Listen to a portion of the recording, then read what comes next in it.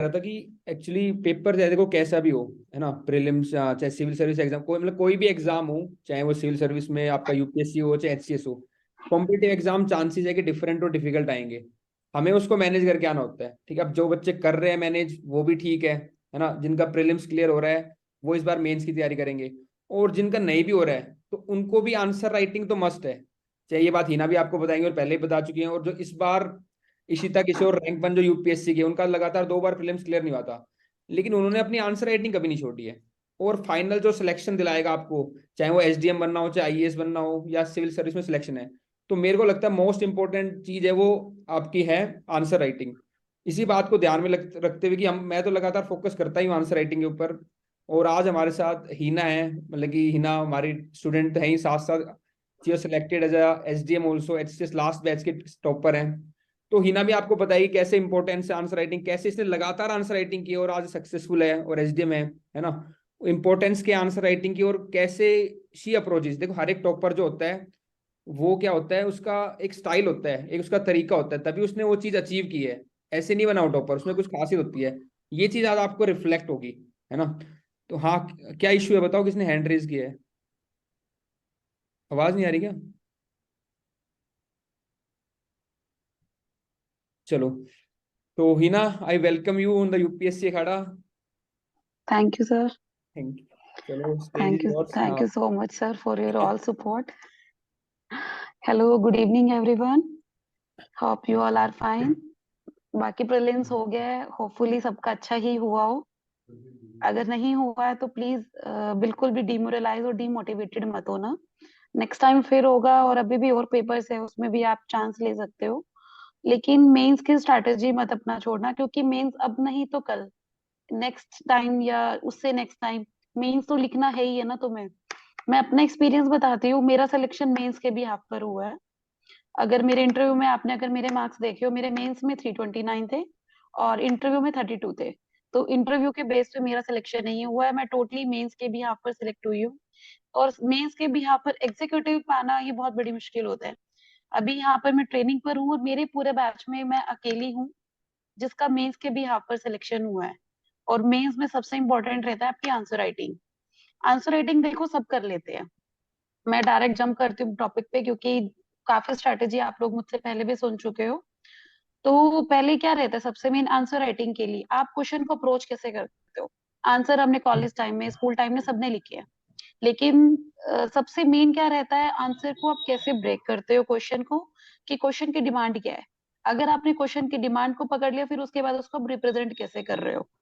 तो मैं अभी आपके साथ ये जनरल स्टडीज का जो मैंने मेंस लिखा था उसके मैं आंसर शेयर कर रही हूँ। जो मैंने लिखा था एग्जैक्ट वो मैं बता रही हूँ कि उस टाइम, क्योंकि अभी 7-8 मंथ्स हो चुके हैं मेंस लिखे, तो जितना मैं रिकॉल कर सकती थी मैंने उतना ट्राई किया कि मैंने कैसे क्या क्या किया था। बाकी रेस्ट आपके अपने प्रेजेंटेशन और अपने वे होते हैं।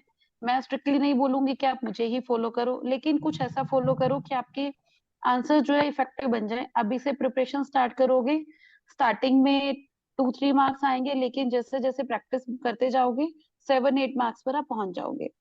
So let's start from the first question. Sir may I start?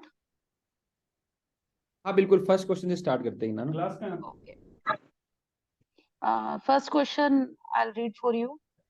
From business and trade interest of company called East India Company, the British Empire annexed India into its fold. What are main reason for India's failure to stop this silent invasion?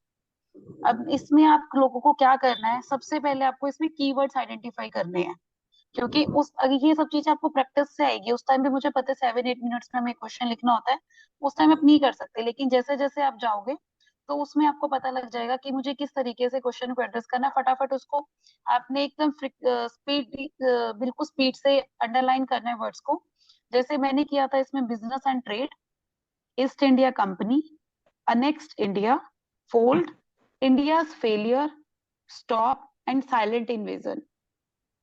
तो अब हमें intro में कैसे इसमें जाना है। Intro में अभी अभी रहेगा कि कोई स्टार्ट करेगा कि मैं ईस्ट इंडिया कंपनी के बारे में बता दूं, कोई कहेगा कि मैं ब्रिटिश की हिस्ट्री बता दूं, कोई कहेगा कि ईआईसी ने कैसे इन्वेजन किया वो बता दूं, इंडिया का हिस्टोरिकल पास्ट बता दूं, इंडिया क्या करता था क्या नहीं करता था। लेकिन इसमें आपको इसका मेरी तरफ से जो रहेगा ये रहेगा कि इसमें साइलेंट इन्वेजन से आप स्टार्ट करो, क्योंकि इसमें साइलेंट इन्वेजन क्या था word, silent invasion means gradual succession. Gradual succession उन्होंने कैसे किया था, उन्होंने डायरेक्ट इन्वेजन किया था ट्रेड के थ्रू। ट्रेड में यहाँ पे मर्चेंट बनकर आए थे, मर्चेंट बनकर उन्होंने यहाँ पर ट्रेड किया, फार्मर्स को लूज किया, और फिर उसके बाद यहाँ से जितना भी रॉ मटेरियल वो परचेज करते थे वो इंग्लैंड में लेकर आते थे, वहां से फाइनल प्रोडक्ट बनाकर वो इंडिया में बेचते थे। उसके बाद इन्होंने सब्सिडरी अलायंस लेकर आए, उसमें आपने सारा पढ़ा ही होगा कैसे कैसे उन्होंने एक्सेशन किया, अवध का उन्होंने कैसे मैल एडमिनिस्ट्रेशन पर किया, डॉक्ट्राइन ऑफ लेफ्ट लेकर आए डलहौजी। इसमें आपको थोड़ा बिल्कुल लिटिल बिट आपको बताना है इन शॉर्ट कि ईआईसी क्या थी, ईआईसी ने साइलेंट इन्वेजन किस तरीके से किया था। उसके बाद उन्होंने कैसे फिर 2-3 लाइंस में यू विल एक्सप्लेन कि उन्होंने फार्मर्स और ट्रेडर्स को कैसे एक्सप्लॉइट किया था, क्योंकि ट्रेडर्स जो थे वो एज अ बायर और एज अ सेलर दोनों तरह से लूज हो रहे थे। वो कैसे हो रहे थे, क्योंकि इंग्लैंड जो था उस टाइम पे इंडियन इंडस्ट्रियल रिवॉल्यूशन का पार्ट था, और इंडिया में रॉ मटेरियल बहुत था लेकिन इंडिया में टेक्नोलॉजी नहीं थी। तो ये सब जो थे इंग्लैंड को प्रॉफिट दे रहे थे। तो यहाँ पे उन्होंने क्या किया, फाइनल प्रोडक्ट को सेल किया तो हम उसमें भी लूज कर रहे थे। रॉ मटेरियल यहाँ से लेकर जा रहे थे, वो हमसे बहुत चीप रेट में ले रहे थे, वो भी हम लूज कर रहे थे। तो इस तरीके से वो इन्वेड करते चले गए। इनिशियली उनका पर्पस क्या था, इनिशियली वो ट्रेड करने के पर्पस से आए थे, लेकिन बाद में जब उन्होंने इंडिया की देखा कि सिचुएशन ऐसी है, तो उन्होंने यहाँ पे रूल करने का सोचा था।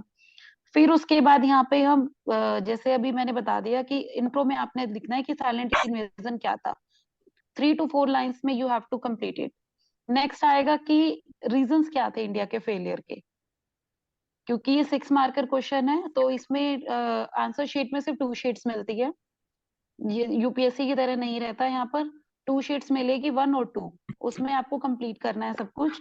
तो मैंने यहाँ पर ये फ्लो चार्ट टाइप बनाया था कि रीजंस क्या थे, क्योंकि इससे क्या रहेगा, कम स्पेस में you can cover more things. Like इसमें मैंने बहुत सारे पॉइंट्स दिए हैं कि रीजन, ये प्रेजेंटेशन आपको सीखनी होगी। ये एक डायग्राम वाली जो वीडियोस हैं, ट्रायंगल बनाना है, सर्कल बनाकर करना है, वेन डायग्राम बनाना है, मैप बनाना है, कुछ इस टाइप के डालोगे तो क्वेश्चन इफेक्टिव रहता है। और जैसे ये क्वेश्चन पेपर का फर्स्ट क्वेश्चन था, तो इसको आपको मोर इफेक्टिव बनाना है। ये मत सोचना कि मेरे को लास्ट क्वेश्चन इफेक्टिव बनाना है, first impression is the last impression. उसके बाद रीजंस बता दे, रीजंस में बता देना 7-8 रीजंस बता देना, उसको विद एग्जांपल एक्सप्लेन कर देना। अगर किसी आपको गवर्नर जनरल का नाम याद है, वाइस रॉय का नाम याद है, तो उसमें साइड में एग्जांपल में आप डाल सकते हो। जैसे इसमें था कि लैक ऑफ यूनिटी थी इंडियंस में, क्योंकि डिफरेंट क्लासेस से कास्टिज्म बहुत अपरूटेड था। उसके बाद ट्रेडिशनल मीन्स थे, जैसे 1857 रिवोल्ट में क्या था, हमारे पास जो ज्यादा कोई टेक्नोलॉजी नहीं थी, हम प्रोटेस्ट कर लेते थे या प्रेयर करते थे मत इन्वेड करो, उससे कोई नहीं रुकेगा। और कोई फ्यूचर प्लानिंग नहीं थी, जैसे 1857 में था कि अगर हम रिवोल्ट जीत भी गए तो आगे क्या कर लेंगे, कुछ था नहीं ना। और जो division of working class and rural class था, एनेक्सेशन पॉलिसी थी, आर्मी उनकी बहुत एडवांस थी, उनके पास हर चीज टेक्नोलॉजी से लेके आर्मी नेवी लैंड सब कुछ उनके पास, पुलिसिंग वगैरह सब एडवांस था, इंडिया के पास नहीं था। लैक ऑफ एजुकेशन थी, एजुकेशन क्यों थी, क्योंकि फीमेल को उस टाइम पे एजुकेशन का राइट नहीं था, और जो मेल पार्ट था वो भी बहुत कम एजुकेशन एजुकेटेड था। उसके बाद वीक सक्सेसर थे, उस टाइम पे मुगल पीरियड का एंड होने वाला था। तो मुगल पीरियड के बाद औरंगजेब के बाद जितने भी सक्सेसर आए, सबने आपने देखा ही होगा, पूरी हिस्ट्री आपने पढ़ी है कि कितने वीक सक्सेसर आए, उन्हें अपनी सिर्फ अपनी रख रखाव से और अपनी उससे मतलब था, बाकी वो कंट्री के बारे में नहीं सोचते थे। नेक्स्ट उसके बाद था कि जो एजुकेटेड क्लास थी, इंटेलेक्चुअल क्लास जिसको हम कहते हैं, वो कहती थी कि ब्रिटिशर्स जो है इंडिया के लिए बेनिफिशियल है, वो इंडिया में एडवांस टेक्नोलॉजी लेकर आएंगे, एजुकेशन लेकर आएंगे, और जितने भी मॉडर्नाइजेशन है, वेस्टर्नाइजेशन है, वो कॉन्सेप्ट लेकर आएंगे। तो ईआईसी का ट्रू नेचर नहीं समझ पाए। तो इस तरीके से मैंने ये फ्लो चार्ट बनाया था और ऐसे अपने रीजंस को एक्सप्लेन किया था। उसके बाद आपको क्या करना है, क्योंकि आप ये सब करोगे तो ये आपका 1.5 पेज कवर कर लेगा। उसके बाद आपको ये करना है कि जो कंक्लूजन है, आपको कंक्लूजन जरूर लिखना है, चाहे आप कंक्लूजन 1 लाइन का लिखो या 2 लाइन का लिखो, और कंक्लूजन आपका हमेशा पॉजिटिव एंड पर होना चाहिए। और क्वेश्चन में आपको ये देखना है कि डिस्कस बोला है, इलेबोरेट बोला है, या क्रिटिकली एनालाइज बोला, इन वर्ड्स को आपको ध्यान में रखना है। चाहे कुछ भी पूछा हो, लेकिन अगर आपके पास कोई सजेशन है तो कंक्लूड उससे कर दो।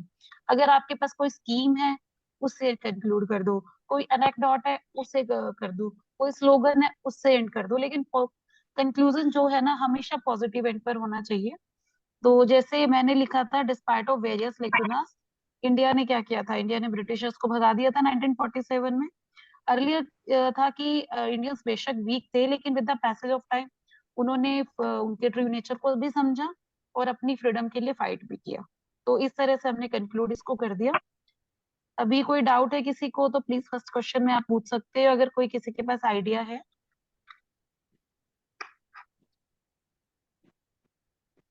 Can we move to next? Ma'am, I have one doubt. Yes. Ma'am, in the conclusion part, do we have to, हमें मतलब जो कंक्लूजन है वो स्कीम अगर हम कंक्लूड कर रहे हैं तो वो हरियाणा गवर्नमेंट की स्कीम से कंक्लूड करें या सेंटर की स्कीम से? वो देखो डिपेंड करता है। अगर आपके पास हरियाणा गवर्नमेंट की कोई स्कीम है तो बेस्ट पार्ट रहेगा कि क्योंकि आप हरियाणा के लिए अपेयर हो रहे हो। अगर इनकेस आपके पास सेंटर की, हरियाणा में इतना कोई डिफरेंशिएशन नहीं होता, क्योंकि प्री में भी आपने देखा होगा हरियाणा ओरिएंटेड क्वेश्चंस नहीं आते। मेंस में भी ऐसे ही था और इंटरव्यू में भी ऐसे ही था। हरियाणा ओरिएंटेड बहुत रेयर पूछा जाता है। तो हरियाणा में इस चीज का कोई वो नहीं है। आप हरियाणा से कंक्लूड कर दो या फिर इंडिया से कर दो, सेंटर से कर दो। द मेन पार्ट इज कि आपका कंक्लूजन जो पॉजिटिव होना चाहिए, इफेक्टिव होना चाहिए।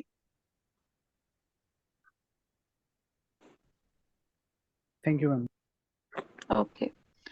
Okay. Now next question is, many Indian and multinational companies are running into the villages because this massive rural market can only save the economy of our country. Discuss. देखो इसमें सबसे पहले तो आपका कीवर्ड है discuss, कि आपको इसमें डिस्कस करना है। सेकेंड वन है कि कैन ओनली, ओनली वर्ड को you have to underline. Next is rural market, और उससे पहले है Indian and multinational companies in villages. तो इसमें क्या पूछ रहा है, क्वेश्चन की डिमांड को आपको देखना है कि रूरल इकोनॉमी ही जो है हमारी इंडियन इकोनॉमी को बचा सकती है, और इंडियन और एमएनसीज क्यों जा रही है रूरल इकोनॉमी में। तो इसमें आपको डिस्कस करना है, तो आप इसमें ब्रॉड एंडेड कुछ भी दे सकते हो। इस क्वेश्चन के 3 से 4 पार्ट्स बनते हैं। तो जैसे मैंने डिवाइड किया था मैं बता देती हूँ। इंट्रो में मैंने विलेज इकोनॉमी का एक ब्रॉड आइडिया दिया था, like village economy backbone of our country. Backbone of our country को आप अंडरलाइन करोगे, क्योंकि आंसर में आप कभी भी मत भूलना कि आपको बस ओपन हैंडली लिखते जाना है, लिखते जाना है। कीप इन माइंड कि you have to underline your keywords if you are quoting any scheme, any slogan, any personality name, anything else, कुछ भी ऐसा है जो भी आप अच्छा आपको लगता है कि ये मेरे क्वेश्चन मेरे आंसर में स्पेशल है, उसको अंडरलाइन कर दो।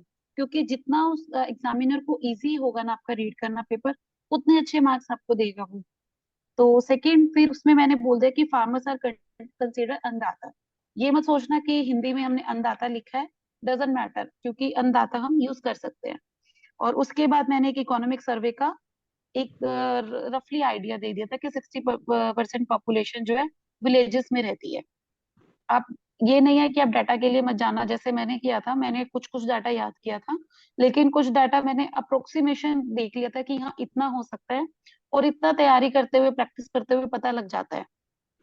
तो आपको सिंपली क्या करना है, एक डाटा कोट कर देना। कोई भी आपका डाटा चेक नहीं करने वाला है, मैं फ्रेंकली बता रही हूँ इस बात को, कि आपको भाई हाँ, लेकिन इतना भी ब्लंडर मत दे देना कि मैंने बोल दिया मैंने जैसे 60% है, लेकिन ये 60% करेक्ट नहीं है। कि आप यही बोल दो कि 90% पॉपुलेशन जो विलेजेस में रहती है। ऐसा कुछ नहीं आपको बोलना है भाई, हाँ एक आइडिया दे दिया कि हाँ ठीक है, क्योंकि हमें पेन्स क्रैक करना है, हमें कोई मास्टर नहीं करनी है इस पे। फिर उसके बाद हम इस क्वेश्चन से, यहाँ से इंट्रो से हम जंप करेंगे बॉडी पार्ट पर। बॉडी पार्ट में इसमें हम बोलेंगे कि nowadays Indian and MNCs are running into villages, एक हेडलाइन देंगे उसको।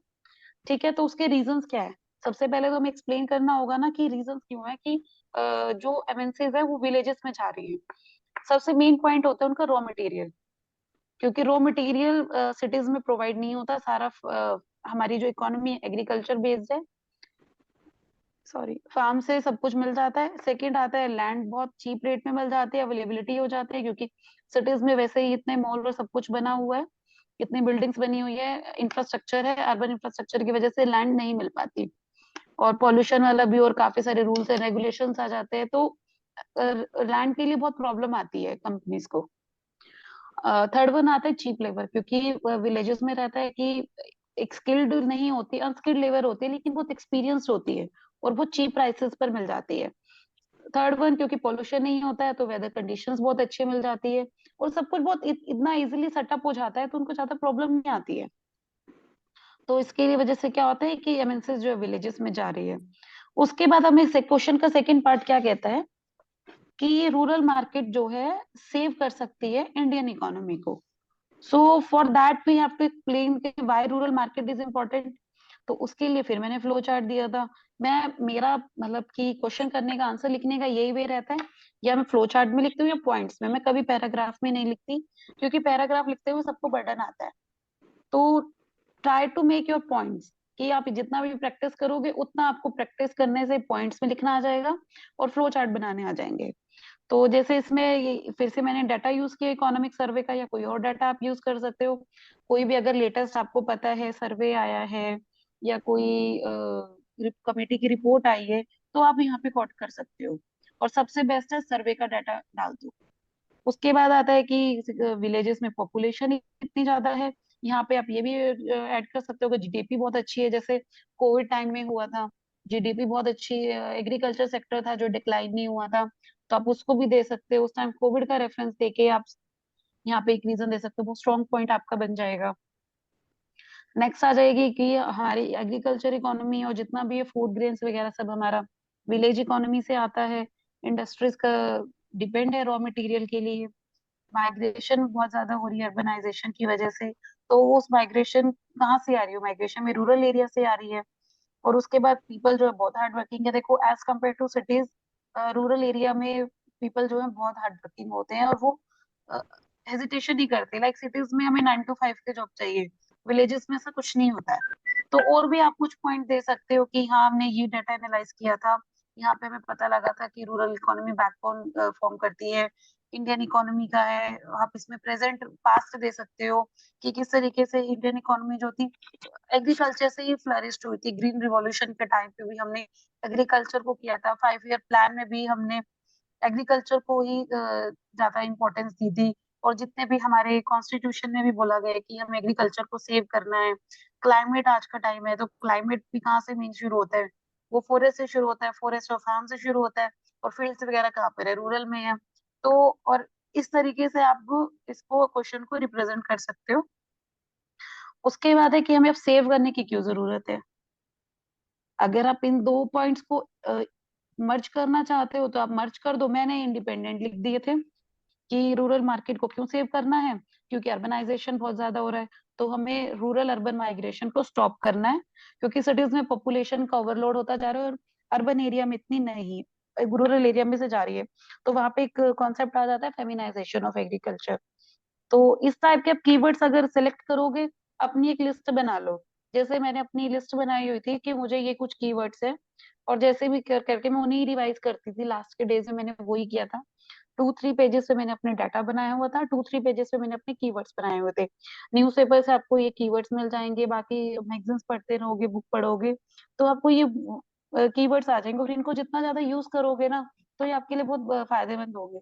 और हरियाणा में एक आपको बेनिफिट क्या मिलता है, इंग्लिश में 1 वर्ड सब्स्टिट्यूशन आते हैं।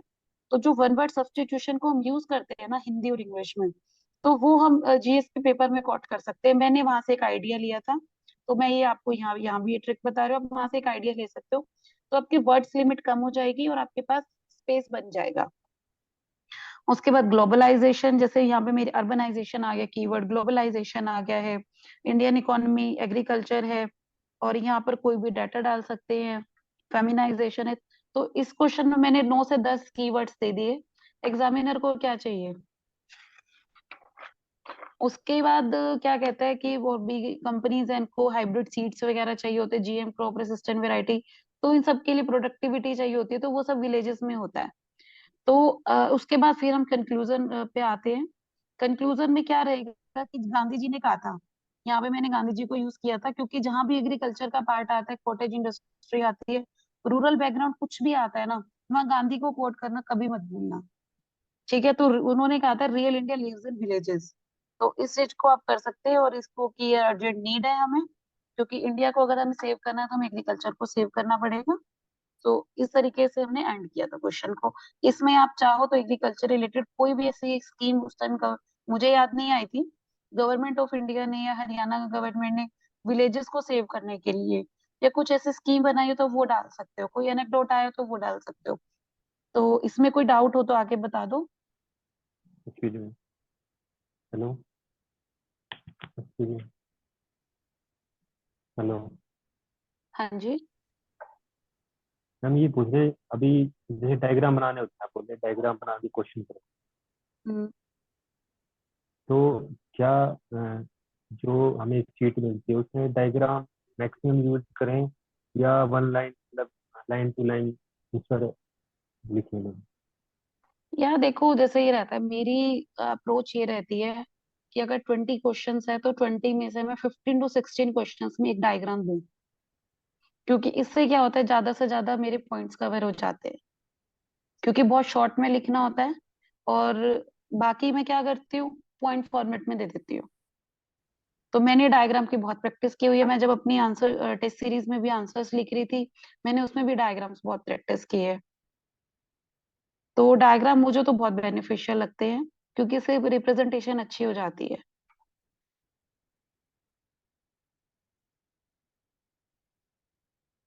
बाकी अगर प्रैक्टिस करोगे, क्वेश्चंस लिखो, स्टार्टिंग में टाइम लगेगा, लेकिन उसको इस तरीके से बनाओ क्वेश्चन को कि आपको उस टाइम पे पता है क्या होता है, मेंस में 100% मेंस का है, उसमें आपका 60% जो रहेगा ना वो रेडीमेड मटेरियल रहता है, कि आपने कुछ इंपॉर्टेंट टॉपिक्स है वो ऑलरेडी आपने स्टडी किए हुए थे। तो उसको आपने क्या करना है, वहां पे सिर्फ आपको उसको रिफॉर्म करना है। लाइक अभी मैंने ये जैसे एमएनसी वाला क्वेश्चन किया, इस तरीके का क्वेश्चन आपको उस टाइम पे न्यूज में चला हुआ था, एमएनसी और फार्मर्स वगैरह चले हुए थे, रूरल इकोनॉमी बहुत ज्यादा न्यूज में थी। तो इससे रिलेटेड हमें पता होता है कि रूरल इकोनॉमी से रिलेटेड मुझे ये डाटा डालना है। तो उस टाइप के सिर्फ आपको क्या करना है, वहां पे जिस किसी का कंक्लूजन पहले इंट्रो बन जाएगा, किसी का इंट्रो कंक्लूजन बन जाएगा। कुछ ही चीजें होती है जो आपको वहां पे खुद करनी होती है। आपको ऑलमोस्ट चीजें खुद रेडी करके जानी होगी। अगर आप सोचोगे मैं सब कुछ वहीं कर लूं, मैं प्रैक्टिस वहीं पर कर लूं, ऐसा बिल्कुल पॉसिबल नहीं है। 3 आवर्स में आपके पास सोचने का भी टाइम नहीं होता, कैसे टाइम जाता है ना पता भी नहीं लगता। और हरियाणा में वैसे भी 6 और 15 मार्कर आते हैं, तो उसमें सबसे मेन क्या रहता है आपका, 15 मार्कर में आपके 300 वर्ड्स है। 300 वर्ड्स में आपको इतना ज्यादा लिखना है, यूपीएससी के एक पेपर से ज्यादा लिखना है।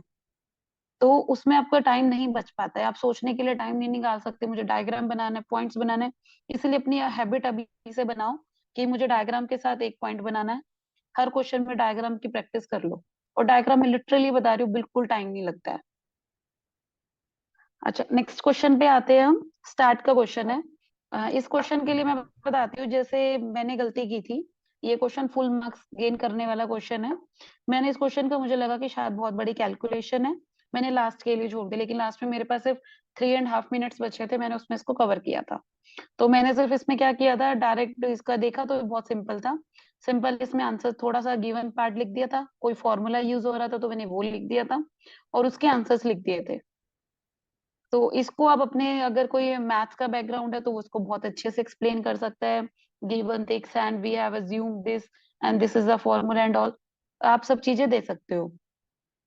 अगर इनकेस आपको ये है कि मुझे बाद में करना है, जैसे लास्ट ईयर आया था इन्फ्रेंस बेस्ड आया था, आपको इन्फ्रेंस निकालना था, तो ये बहुत इजी क्वेश्चन है, आप इसको इजीली सॉल्व कर सकते हो, ये मेरे बताने का कुछ नहीं है इसमें। अभी तक कुछ किसी को पूछना हो तो प्लीज पूछ लो। Good evening ma'am. Good evening. जैसे अभी इकोनॉमी का जो क्वेश्चन था, रूरल इकोनॉमी वाला, तो इसका जो अगर हम इंटरव्यू देते हैं तो इंट्रो के अंदर में हम कॉन्स्टिट्यूशनल मतलब जो आर्टिकल्स वगैरह है उनको मेंशन कर सकते हैं? हाँ कर सकते हो। क्योंकि फिर या फिर मतलब एंडिंग के टाइम पे वो ज्यादा बेनिफिशियल रहेंगे या फिर इंट्रो के टाइम पे ज्यादा बेनिफिशियल रहेंगे? देखो पता है क्या है, अगर आपको एग्जैक्ट आर्टिकल याद है फिर तो आप उसको, अगर आप आर्टिकल सबसे लास्ट में यूज करना चाहिए। सब इकोनॉमी के क्वेश्चन में हमेशा कोशिश करो इकोनॉमिक सर्वे या बजट से हम उठाए या किसी स्कीम से उठाए, क्योंकि इकोनॉमी और पॉलिटी अलग अलग हो जाते हैं। तो उसमें एक ये डिफरेंस रहता है, अगर आप पॉलिटी कोट करते हो ना, पॉलिटी को आप बाद में बीच में डाल दो, कंक्लूजन पार्ट में डाल दो। अगर आपके पास कोई और पता ही नहीं है आपको कि मुझे इंट्रो कैसे देना है, फिर आप आर्टिकल यूज कर लो। पॉलिटी के क्वेश्चन में रहता है कि आपको आर्टिकल से यूज करो, या फिर कोई कमेटी आई है उसको यूज करो, कोई एक्ट आया है उससे यूज करो। तो ये थोड़ा आपको डिफरेंस करना पड़ता है, क्योंकि हरियाणा के पेपर में आपकी पॉलिटी, इकोनॉमी, ज्योग्राफी सब कुछ एक ही पेपर में है। तो आपको यहाँ पे इस चीज का ध्यान रखना पड़ेगा कि जैसे यूपीएससी में तो हमें पता है कि पेपर 2 में पॉलिटी और मेरा आईआर आना है, मुझे इसमें से ही करना है। लेकिन हरियाणा में ऐसा नहीं है, आप आइडेंटिफाई भी नहीं कर पाते कि कौन सा क्वेश्चन इकोनॉमी का था, कौन सा पॉलिटी का था। तो ये आपको बहुत वाइजली वर्क करना होगा। मैम एक चीज और कि जैसे अभी अगर हमने इंट्रो लिख दिया, इंट्रो के बाद में जब मेन हेड मतलब मेन बॉडी जो आती है बॉडी पार्ट में, तो उस टाइम पे हम जो भी अभी करंट में इकोनॉमी में जो भी चल रहा होता है, जैसे एफडीआई का जो इशू आप बता रहे थे, जैसे अभी ये जो कंपनीज है उसमें एफडीआई का रूरल में जो चल रहा था, तो उसको मेंशन करना ज्यादा बेनिफिशियल रहेगा या फिर जस्ट स्टैटिक पोर्शन पे अगर हम टिके रहे तो वो ज्यादा रहेगा? देखो, जैसे इस क्वेश्चन में डिस्कस दिया हुआ है और ये 6 मार्कर क्वेश्चन है, ठीक है। 6 मार्कर में आप प्रोज एंड कॉन्स बताओगे, तो मुझे नहीं लगता कि इतना ज्यादा स्पेस होता है, क्योंकि इसमें मैंने अभी आपको पहले ही बताया 2 पेजेस होते हैं। लेकिन अगर यही सेम क्वेश्चन ना 15 मार्कर में आता है ना, तो इसमें आप ना ईच एंड एवरी एस्पेक्ट बताते कि विलेज इकोनॉमी क्या होती है, विलेज इकोनॉमी इंपॉर्टेंट क्यों है, हमें इसे सेव क्यों करना है, एमएनसी ने क्या क्या किया हुआ है, और कुछ ऐसे जैसे वो फूड इंडस्ट्रीज वाली इकोनॉमी, वो स्कीम पीएफपीआई, वो आप डाल सकते हो। अभी इंसेंटिव प्रोडक्टिव पीएलआई स्कीम आई थी, वो आप डाल सकते हो। फिर उसके बाद कौन बता सकते हो कि एमएनसी के आने से विलेज इकोनॉमी को क्या क्या इफेक्ट हो रखा है, फिर उसके लिए गवर्नमेंट ने क्या क्या इफेक्ट, क्या क्या स्टेप उठाए हैं, गवर्नमेंट किस तरीके से विलेज इकोनॉमी को सेव कर रही है, उसमें आप सब कुछ दोगे। लेकिन ये 6 मार्कर क्वेश्चन है। एक्चुअली हरियाणा में क्या हुआ था, 6 मार्कर क्वेश्चन जो थे वो 15 मार्कर के टाइप से थे उनके स्टेटमेंट, और 15 मार्कर ऐसे थे जो 6 मार्कर के टाइप के थे। तो इस चीज में बहुत स्ट्रगल करना पड़ जाता है कि आपको वहां पे सोचना पड़ जाता है कि अब मैं इस क्वेश्चन में क्या लिखूं।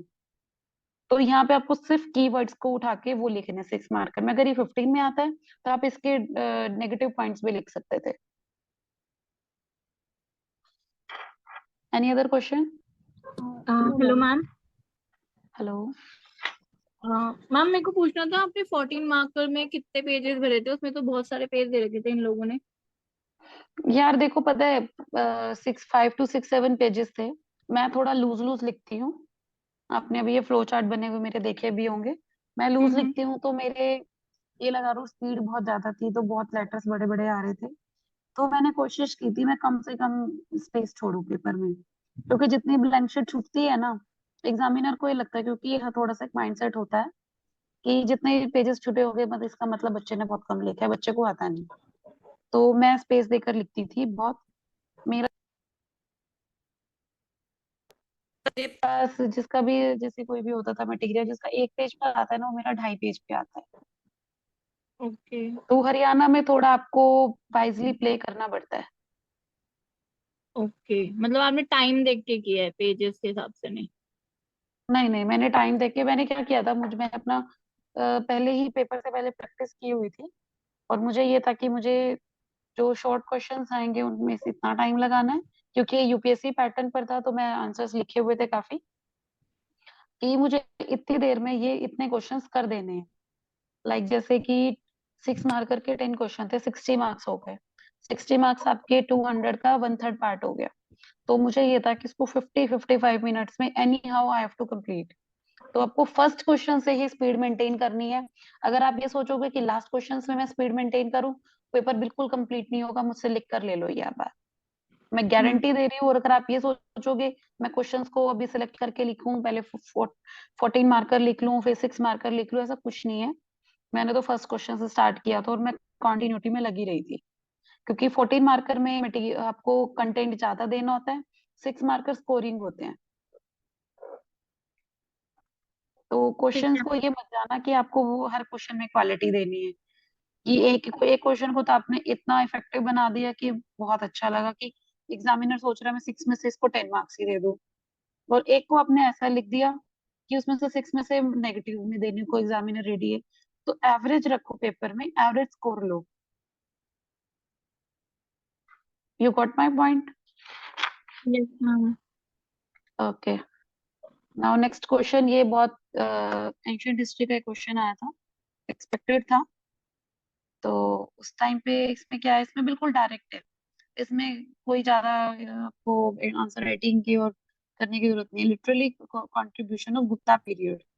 गुप्ता पीरियड मैंने इसको स्टार्ट किया था कि गुप्ता पीरियड को क्या कहते हैं, गोल्डन एज ऑफ लिटरेचर। और उसकी मैंने इरा बता दी। अगर इरा आपको याद है आप एरा बता सकते हो कि हाँ इस टाइम से इस टाइम तक था। और अगर रफली कुछ नहीं याद तो रफली आइडिया दे सकते हो, नियर अराउंड।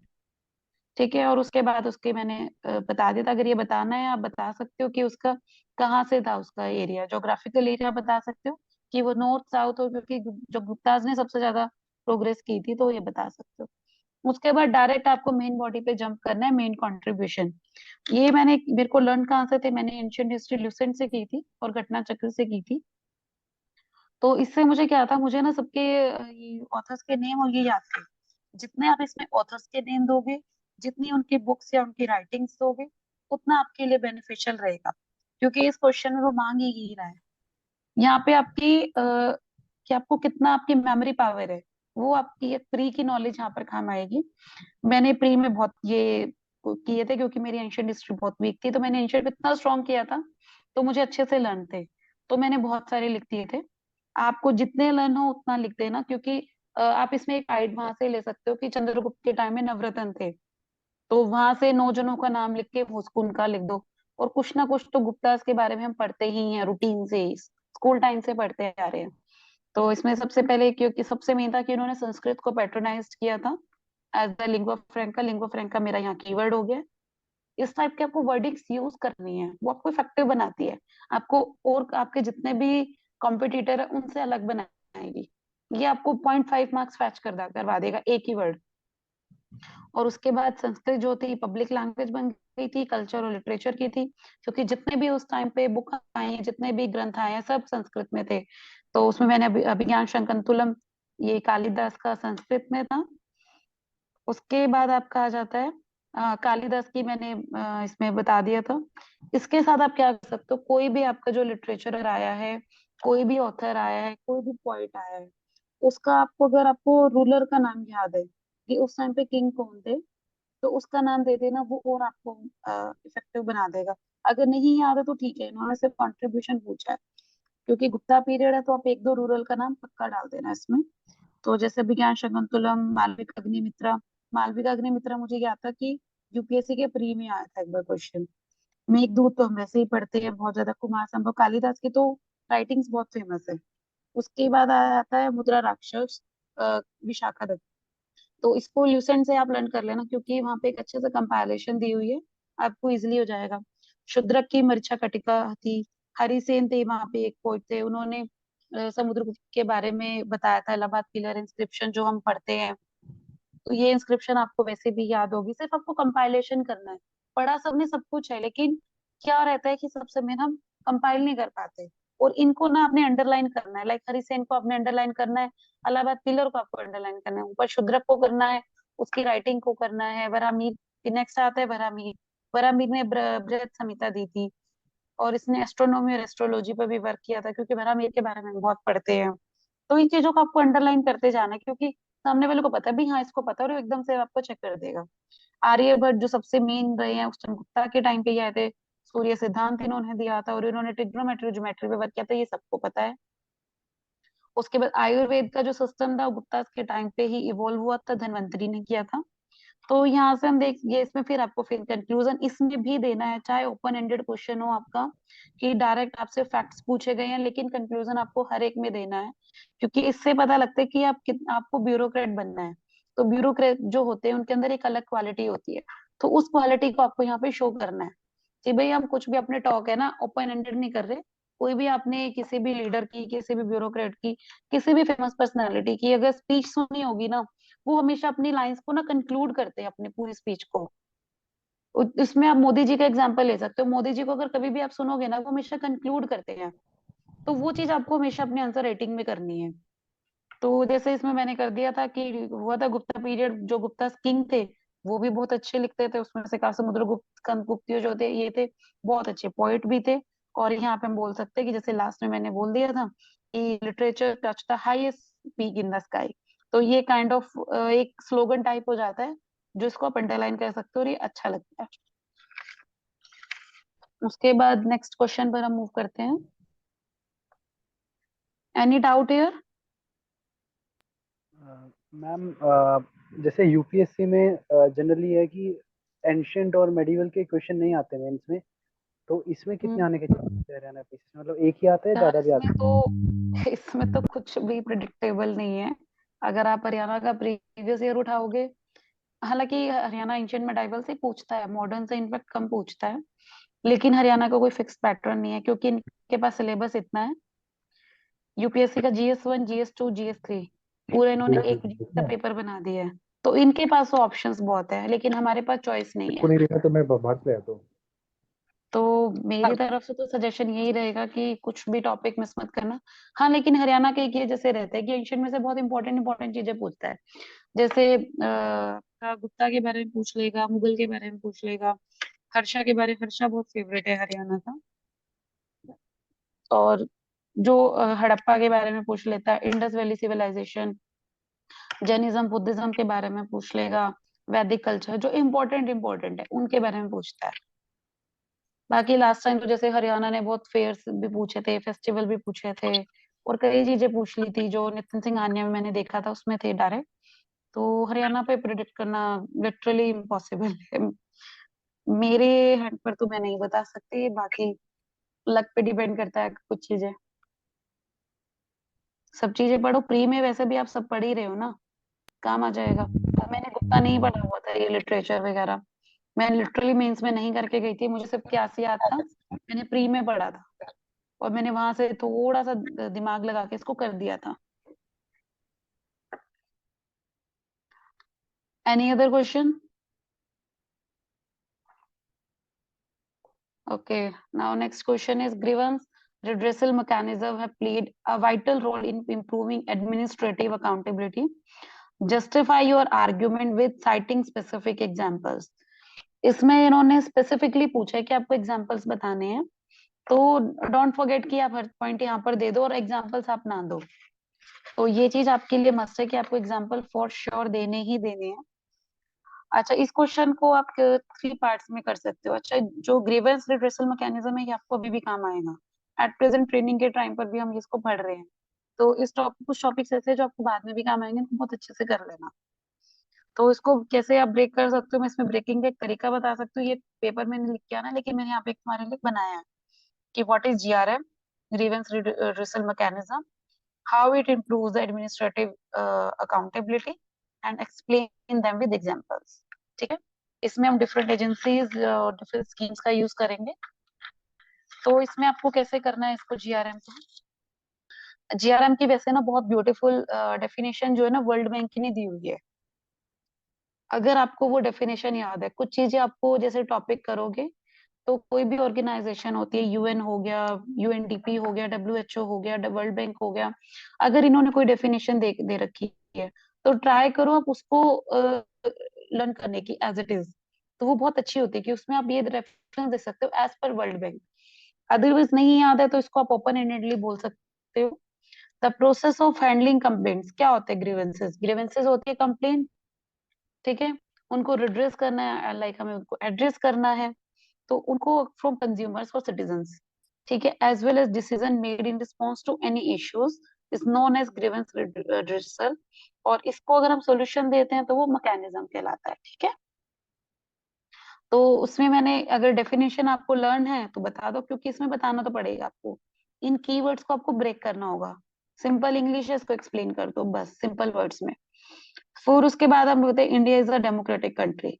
ठीक है, तो in a democratic country like India, citizen form the base pillar of the democracy, क्योंकि हम पिलर ऑफ डेमोक्रेसी पढ़ते हैं और सिटीजन मेन पिलर रहते हैं। And for good governance it is necessary to ensure grievances are addressed timely.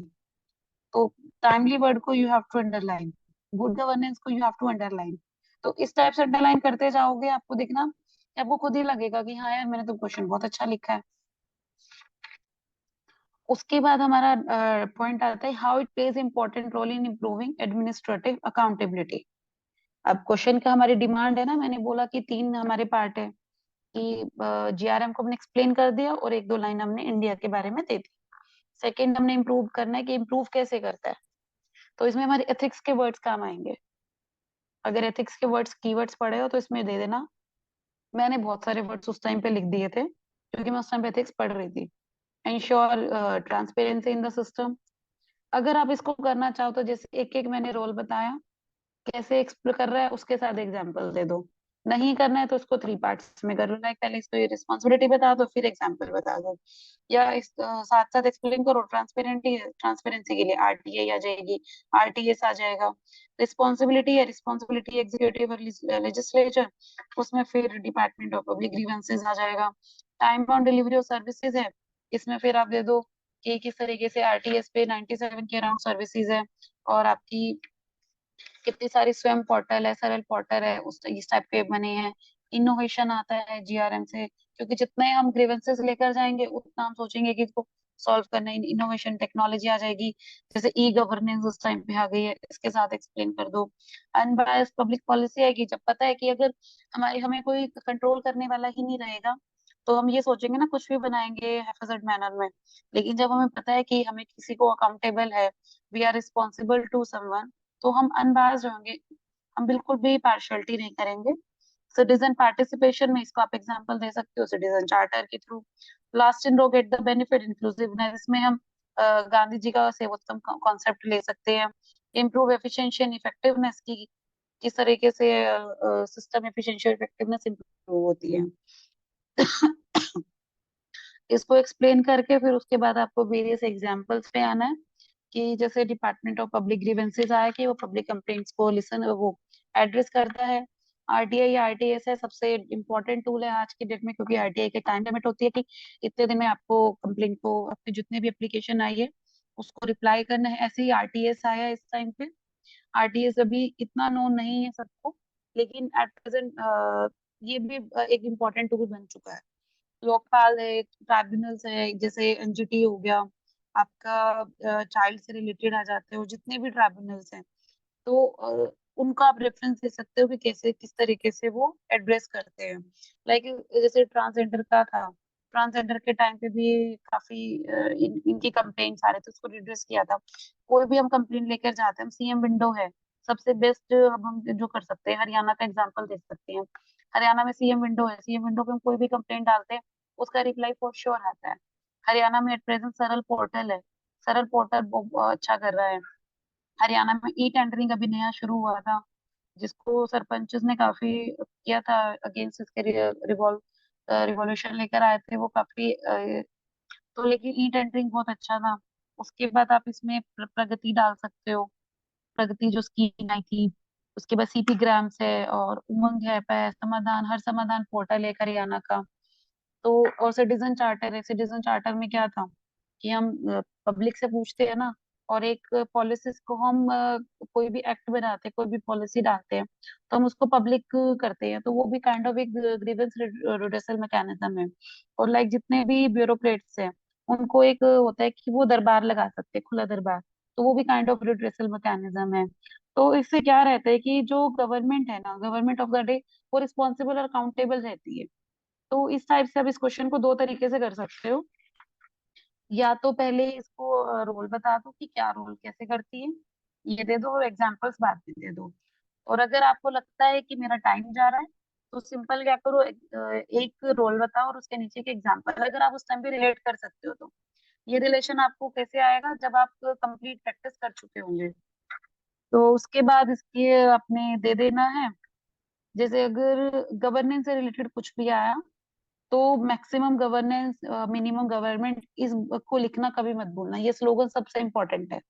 तो जैसे इसमें है कि ग्रीवेंस रिड्रेसल मैकेनिज्म है, एक प्रायोरिटी है फॉर बेटर आउटकम्स। आउटकम्स और रिजल्ट 2 वर्ड्स होते हैं, एक होता है आउटपुट, एक होता है रिजल्ट और एक होता है आउटकम। अब डिपेंड करता है ना कि हम किस वर्ड को यूज करते हैं। आउटकम यूज करते हैं इसका मतलब कि जो हमने किया था और जो हम रिजल्ट चाहते थे, जितने भी हमने हार्डवर्क किया और जितने भी हमने जैसे कि ये लगा लो कि फंडिंग दी या कोई भी इंफ्रास्ट्रक्चर बिल्ड किया, तो उसके लिए जो भी हमने बनाया ना वो आउटकम्स हमारे आए हैं, हमें रिजल्ट दिख रहा है। तो आपको वर्ड्स भी ना बहुत वाइजली चूज करने हैं। यहाँ पे मैं यूज भी कर सकती थी आउटपुट, लेकिन आउटपुट नहीं चाहिए ना, मैं आउटकम चाहिए। ठीक है, rather than a challenge it is an line, it is on line, क्योंकि जीआरएम जो है लाइन पर है, ये मैक्सिमम गवर्नेंस मिनिमम गवर्नमेंट, और उसके बाद है लेक्चरर्स। लेकिन इसमें मैंने कंक्लूजन में दे दिया कि कुछ वो थे कि डिजिटल डिवाइड वगैरह होता है, तो इसको मैं क्योंकि 6 मार्कर में है, अगर ये 14 में होता तो मैं इसके लेक्चर भी बता देती कि क्यों नहीं हो पा रहा है। और बस इसमें है कि लार्जर डेमोक्रेसी के लिए इम्पोर्टेंट है कि जीआरएम होना चाहिए, और फॉर मेकिंग इंडिया हेवन। तो ये बहुत प्यारी सी लाइन, ब्यूटीफुल लाइन बन जाती है लास्ट में। उसके बाद सर इसे पहले ऊपर स्क्रॉल करना, जहाँ पे मैंने जिनसेस बताई है काफी। यहाँ पे मैंने आपको एक एक्स्ट्रा बता दिया कि काफी जो मेरे को एजेंसीज ध्यान में आई जीआरएम के लिए, डीबीआरजी डायरेक्टर पब्लिक ग्रीवेंसेस हो गया, ओम्बड्समैन हो गया, लोकपाल ट्राइब्यूनल, ई गवर्नेंस में काफी सारे आ जाते हैं, सिटीजन चार्टर, आरटीए से उत्तम, जैसे मैंने सारे ऑलमोस्ट एक्सप्लेन कर दिए। तो इस टाइप से आपको ना नोट्स बनाने हैं अपने, कि अगर मेरा कोई भी क्वेश्चन आता है तो मुझे ये एजेंसीज पता होनी चाहिए। तो अगर कोई क्वेश्चन है तो प्लीज पूछ लो। मैम मुझे ये पूछना था कि जैसे अभी शायद बोल रहे हैं कि 12 अगस्त या अराउंड लाइक मिड अगस्त तक एचपीएससी का मेंस करवाएंगे, तो अगर हम्म। काफी टाइम कम भी है तो जैसे हम यूपीएससी के सिलेबस, मतलब आपने कैसे प्रिपेयर किया था बिटवीन प्री एंड मेंस? मेरी तो यूपीएससी अगर के सिलेबस प्रिपरेशन, में। मेरी प्रिपरेशन के साथ ये हुआ था, जैसे मैंने हमारे 4 सब्जेक्ट्स हो जाते हैं, हिंदी, इंग्लिश, ऑप्शनल और जीएस। ठीक है, हिंदी के लिए व्याकरण को आप अपने अच्छे से करते रहो, और डेली हिंदी के एक ट्रांसलेशन।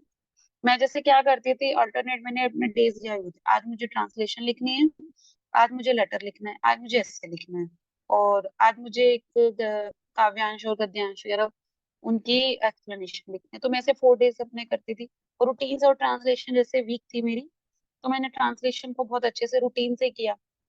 और इंग्लिश में ऐसे ग्रामर पोर्शन करके, पैसेज इतना वो नहीं आता, पैसेज एड्रेस हो जाता है, ऐसे आपको करना है। ठीक है, और प्रेसी राइटिंग की प्रैक्टिस कर लेना, क्योंकि प्रेसी राइटिंग 20 मार्क्स की है और बहुत इंपॉर्टेंट हो जाती है। ऑप्शनल का जैसे ये है कि ये नहीं होता कि आपने ऑप्शनल पहले पढ़ा ही ना हो, आपने एटलीस्ट ऑप्शनल पहले पढ़ा हो, और उसमें से ना इंपॉर्टेंट टॉपिक्स आइडेंटिफाई किए हो। मैंने क्या किया था ऑप्शनल के लिए, यूपीएससी, यूपीपीसीएस और हरियाणा, इन तीनों से ना क्वेश्चन की प्रीवियस ईयर लगाए थे सारे। मैंने ए टू जेड क्वेश्चंस जो है ना, क्वेश्चन बाय क्वेश्चन उनके आंसर्स लिखे हुए थे, और उसको ही मैं एंड में पढ़ कर गई थी। मेरी पेपर 1 पेपर 2 की एक एक नोटबुक हो गई थी। जीएस के लिए मैंने क्या किया था, जीएस के लिए मेनली मैंने जो इम्पोर्टेंट टॉपिक्स हैं, मैंने अपनी प्री की नॉलेज को यूज किया था यहाँ पर, क्योंकि हरियाणा का एक्सपेक्टेड था। मैंने सर को पहले ही बोला था, मैंने कैसा यूपीएससी पैटर्न पर आना है। मुझे सिर्फ अपना कॉन्फिडेंस ये था कि मेरी आंसर राइटिंग अच्छी है, मैं क्वेश्चन को ब्रेक कर लूंगी, कुछ भी आएगा। करंट अफेयर्स पढ़ लेना अच्छे से, अपना जो बेसिक है, पॉलिटी हो गया तुम्हारा, एंशिएंट मेडाइवल, मॉडर्न हिस्ट्री के इंपॉर्टेंट टॉपिक्स हैं, या कोशिश कर लें जो 5 ईयर्स के यूपीएससी के क्वेश्चंस हैं, एक बार वो देख लें तो आपको आइडिया हो जाएगा कि किस टाइप के क्वेश्चंस पूछे जा सकते हैं। और कोई भी ऐसा क्वेश्चन नहीं आया था कि जो हमें ना पता हो, सब कुछ करंट में चल रहा था। करंट अफेयर्स को अच्छे से कर लेना। रूटीन से क्या करना है आपको, 4 से 5 घंटे, 3 से 4 घंटे जीएस को दे देना, उसमें 3 से 4 क्वेश्चन रूटीन से लिख लेना। आंसर राइटिंग को प्लीज स्किप मत करना, एंड में जाके ना आपका पढ़ा हुआ काम आना है, ना आपका कुछ भी काम नहीं आएगा, आपकी आंसर राइटिंग काम आएगी। आप उस टाइम पे कितना, अगर कोई क्वेश्चन नहीं भी आता है ना, एटलीस्ट आपको ये पता होगा कि हाँ मुझे इस क्वेश्चन को ऐसे एड्रेस करना है। भाई मुझे मेरी पता है कि मेरी स्ट्रेंथ क्या है, मेरी स्ट्रेंथ आंसर राइटिंग है, मैं कोई कैसा भी क्वेश्चन आ जाए मैं उसको लिख दूंगी। आपको कहीं ना कहीं से कोरिलेट करना आना चाहिए, और इतनी अगर आप तैयारी कर रहे हो तो इतना तो आपको पता ही होता है कि कुछ तो हिंट होता ही है। ऐसा तो नहीं होता कि अब जैसे मैंने जीआरएम पढ़ा दिया, कि जीआरएम इतना तो पता ही होगा, सिंपल से इंग्लिश है कि भाई जीआरएम होता क्या है, कर दोगे इसको एक्सप्लेन। तो इस तरीके से आपको अपनी तैयारी करनी है। बाकी इंपॉर्टेंट टॉपिक्स आइडेंटिफाई कर लेना। सर भी लास्ट में आई थिंक इंपॉर्टेंट टॉपिक्स की एक लिस्ट देते हैं, उसमें से भी बहुत क्वेश्चंस फंसे थे, तो थोड़ा सा वाइजली प्रिपरेशन करनी है आपको, स्मार्टली। ओके मैम, एक और क्वेश्चन है, ये ट्रांसलेशन आप कहाँ से करते थे, मतलब प्रैक्टिस के लिए जो भी। ट्रांसलेशन के लिए मैंने क्या किया था, इंग्लिश वाली तो जैसे मैं कहीं से भी पैसेज उठा लेती थी। जो हिंदी की बुक आती है ना, हम्म। हिंदी की, मैं नाम भूल गई बुक का, जयपुर पब्लिकेशन से है वो, राघव प्रकाश। ओके। राघव प्रकाश, यहाँ से। राघव प्रकाश में उसमें एंड में काफी सारी ट्रांसलेशन दी हुई है, उसको आप कर लेना अच्छे से। मैंने सारी ट्रांसलेशन लिखी हुई है। उसके बाद पीएन पांडे में जितनी ट्रांसलेशन थी मैंने वो सारी की हुई है। उसके बाद मैंने क्या किया था, सी सेट के पेपर उठाए थे और सी सेट के पेपर की ट्रांसलेशन लिखी थी। हिंदू के आर्टिकल्स जो आते हैं एडिटोरियल, उनकी भी ट्रांसलेशन की है। तो ट्रांसलेशन, सिर्फ ट्रांसलेशन में सबसे मेन पार्ट पता है क्या होता है, कि आप किस तरीके से लाइन बना रहे हो, कि वो ऐसा नहीं हो कि कुछ भी लिख दिया, आपको एक एडमिनिस्ट्रेटिव लैंग्वेज में उसको लिखना है। तो उस तरीके से आप कर लेना, बाकी प्रैक्टिस के लिए तो बहुत चीजें मिल जाती है। ओके मैम मैम, और करंट अफेयर्स कहाँ से पढ़े थे आपने मेंस के लिए? यार मैं ना एक्चुअली एक तो क्या कहते हैं, सर की मैगजीन ही कर रही थी, और मैंने साइड बाय साइड मेंस का भी, विजन का भी किया था, विजन 365 मेंस का। तो मैंने दोनों चीजें रेफर की थी। ओके मैम, ठीक है। मैम मेरे भी 2 क्वेश्चन थे मैम। हाँ जी। मैम जैसे मैं यूपीएससी का भी कर रहा हूँ तो एक तो हरियाणा पीसी में क्या ऐड ऑन करना पड़ेगा मेरे को मेंस के लिए, एक तो ये बता दो। एड ऑन और आपको हिंदी और इंग्लिश पे आपको ज्यादा फोकस करना पड़ेगा, क्योंकि यूपीएससी में तो क्वालिफाइंग है, और हिंदी इंग्लिश का लेवल अच्छा आता है हरियाणा में, आप इसको स्किप नहीं कर सकते।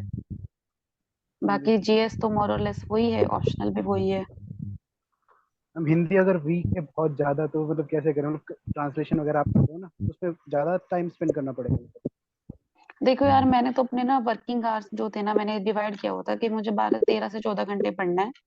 2 घंटे मैं उसमें हिंदी करती थी, 2 घंटे इंग्लिश, 4 घंटे हो गए। और उसमें से फिर मेरे पास बच जाते थे 8 घंटे। 8 घंटे मैंने डिवाइड किए थे, 4 आवर्स में अपने ऑप्शनल को देती थी और 4 आवर्स में जीएस को देती थी। और मैंने अपना ऑलमोस्ट चीजें क्वेश्चन फॉर्म में, और जैसे मैंने ऑप्शनल का बता रही हूँ वो रेडी किया हुआ था, तो मैं सिर्फ उसको रिवाइज करती थी। Thank you ma'am. Ma'am Hindi की कैसे प्रिपेयर किए हैं? क्या? हिंदी के ऐसे। हिंदी के ऐसे मैं इंग्लिश के ऐसे लिखती थी, और टॉपिक सिलेक्ट करती थी, इंग्लिश का ऐसे लिखा, इंग्लिश के ऐसे से सोच लेती थी कि हाँ इस तरीके से फ्लो बनना है। और जैसे ही हिंदी की आपकी वोकैब अच्छी हो जाए, आपको हिंदी की ट्रांसलेशन आपकी अच्छी हो जाए, आपको हिंदी के वर्ड्स याद हो जाए, हैंड राइटिंग अच्छी हो जाए, तो उस इंग्लिश वाले के ही फ्लो में मैं हिंदी लिखती थी। ऐसा सच मैंने अलग प्रैक्टिस नहीं की। Okay ma'am. मैम लेकिन आपने हिंदी में मेक श्योर कि आप कीवर्ड्स अच्छे लिखो। जो राघव प्रकाश की कोई भी हिंदी की आप बुक उठाओगे ना, उसमें लास्ट में ना परिभाषिक शब्दावली दी हुई है, तो वो पढ़ लेना एक बार, आपसे उसकी ना वो क्या अच्छी हो जाएगी आपकी। दोबारा बताना मैम, वो क्या? वो कैब लास्ट में कोई भी बुक पे पारिभाषिक शब्दावली के नाम से कुछ दिया हुआ है, उसमें काफी सारे वर्ड्स दिए हुए हैं, वो कर लेना, वो काफी हेल्पफुल रहते हैं। और हिंदी के लिए आप एक काम कर लेना, जैसे जितने भी गवर्नमेंट ऑर्डर आते हैं ये मोस्टली हिंदी में आते हैं, वहाँ वो पढ़ लेना, 2 4 पढ़ लेना, उससे एक आइडिया हो जाएगा किस तरीके की वो कैब हमें यूज करनी चाहिए। Okay ma'am. मैम जो आपने मेन जीएस के लिए कंटेंट तैयार किया, वो आंसर राइटिंग के साथ साथ तैयार किया या पहले ही तैयार किया था? यार देखो, जीएस का मेरा ऑलरेडी सब मेरा एक्चुअली था, मैंने बहुत चीजें ना अपनी पहले ही रेडी की होती है। मैं ना रेफरेंस बुक से कम अपने नोट से ज्यादा पढ़ती हूँ, तो मैंने हर चीज के नोट्स बनाए हुए थे, मैं सिर्फ नोट्स में ऐड ऑन करती थी और उनसे ही पढ़ती थी। और फिर मैंने डायरेक्ट आंसर राइटिंग पर मूव ऑन किया था। लाइक कोई भी टॉपिक आया मैं उसको खुद से क्वेश्चन बना लेती थी और उसका आंसर लिख लेती थी। मैंने अपना ऑप्शनल भी ऐसे ही रेडी किया हुआ है, मैंने जीएस भी ऐसे ही रेडी किया था। सोशियोलॉजी मैम आपके पास Hindi, one by one please. Ma'am आपके पास ऑप्शनल कौन सा था? बॉटनी। ओके। मैं अकेली हूँ बॉटनी से सिलेक्ट होने वाली। Okay ma'am. Any other question? Ma'am गद्दांश और वो जो हमारे वो आते हैं पद्यांश, गद्दे पद्य जो भी होते हैं वो कहाँ, वो आपने प्रिपेयर कैसे किए थे?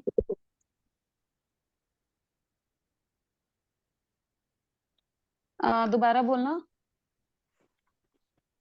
Hello hello. मैम, जो गद्दांश वगैरह होते हैं वो कहाँ से प्रिपेयर किए थे? वो हिंदी की कोई भी बुक उठा लेना यार, मैंने तो वो प्रिपेयर नहीं किया था। Just a minute, just a minute.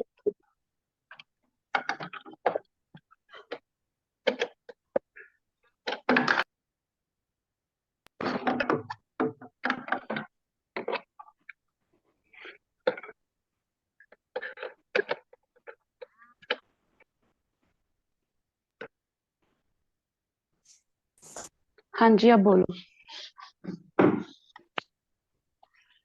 Ma'am जैसे 9th और 10th के बोलते हैं कि उससे प्रिपेयर कर लो, बट उससे तो अ, नहीं आते, वो अलग ही आते कुछ। यार एक्चुअली मेरा क्या था, मेरा ना ये ऑलरेडी ना स्कूल टाइम में ही अच्छा था, ये व्याख्या वगैरह करना, तो मैंने इसकी इतनी कोई प्रैक्टिस नहीं की थी। हाँ, कबीर के दोहे मैंने किए थे। कबीर के ना किसी भी हिंदी लिटरेचर जिसका ऑप्शनल हो ना, उसके पास बुक होती है, एक दृष्टि की बुक आती है। ओके। उसमें ना काफी सभी जितने भी पोइट्स हैं और उनकी व्याख्या दी हुई थी, तो मैंने कबीर के किए थे। और मेरे एक फ्रेंड के पास कबीर की बुक थी, तो उसमें से मैंने काफी दोहे सेलेक्ट कर लिए थे, तो वहां से मेरी प्रैक्टिस हो गई थी। Okay ma'am. कबीर जरूर कर जाना, कबीर काफी इंपॉर्टेंट है। ठीक है मैम, थैंक यू।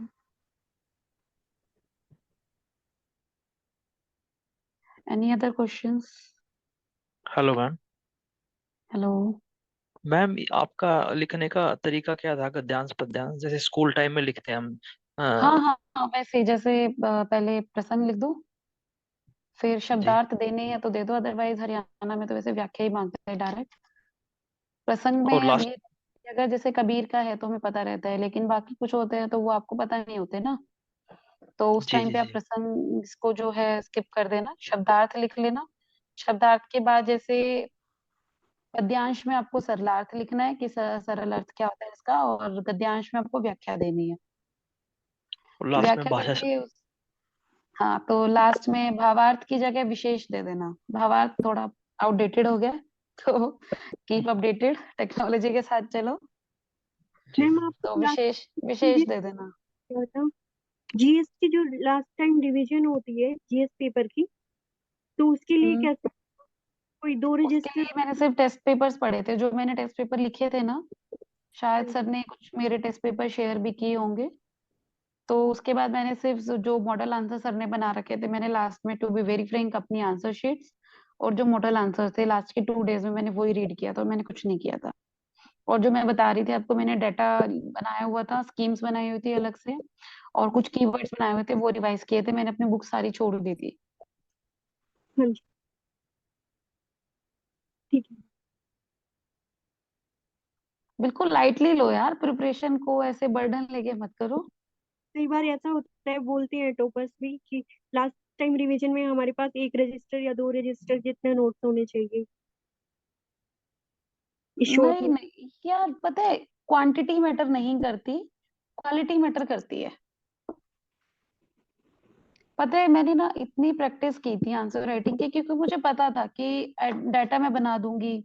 मैंने कमिटी लर्न कर ली थी, मैंने ऑर्गेनाइजेशंस को लर्न कर लिया था, और मैंने स्कीम्स लर्न की थी अच्छे से, डाटा को एक आइडिया लिया हुआ था, तो उससे आपके एड्रेस हो जाते हैं क्वेश्चन। मैम आपके पास लास्ट टाइम में आप ये बताओ कितना पढ़ लोगे 2 दिन में? ये तो है। 3 महीने आप पूरे 2.5 महीने नहीं पढ़े और 2 दिन में आपको पीएचडी करनी है, कोई सेंस नहीं बनता ना। अपने आप को रिलैक्स भी तो दो, माइंड भी अन- एक मशीन की तरह है।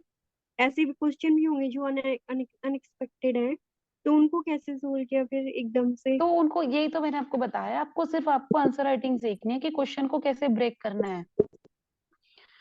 अभी स्टार्टिंग में आप आंसर लिखने की जगह ना क्वेश्चन को ब्रेक करना सीखो, कि हमें क्वेश्चन को कैसे ब्रेक करना है, क्वेश्चन की डिमांड क्या है, कि मुझे इंट्रो में क्या लिखना है, बॉडी पार्ट में क्या लिखना है, कंक्लूजन क्या लिखना है। कंटेंट के पीछे मत भागो, कंटेंट विद टाइम डेवलप हो जाता है। Okay ma'am.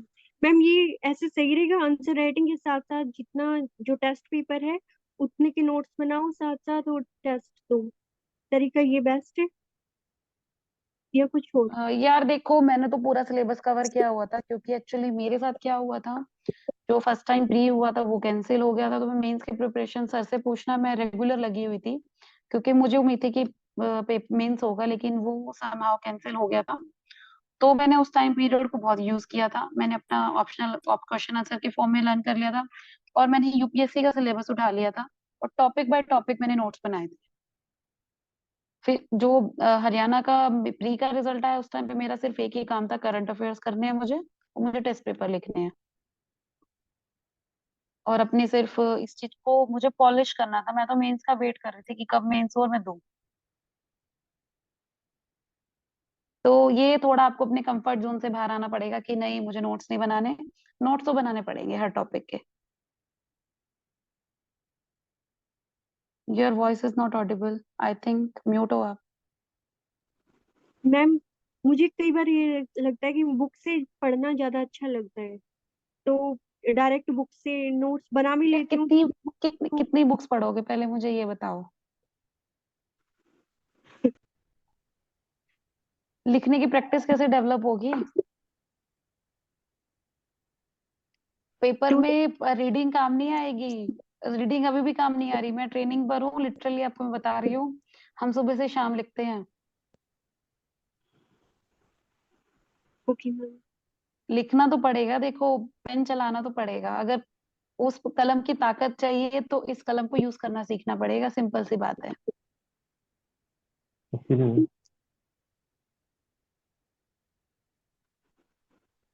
लो एक्सक्यूज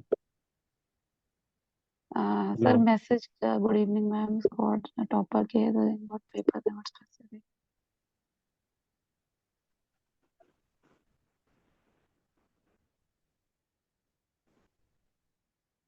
मेरा ऑप्शनल मैंने बता दिया, बॉटनी था। बाकी यार इम्प्रूवमेंट के स्कोप तो सबके पास होते हैं।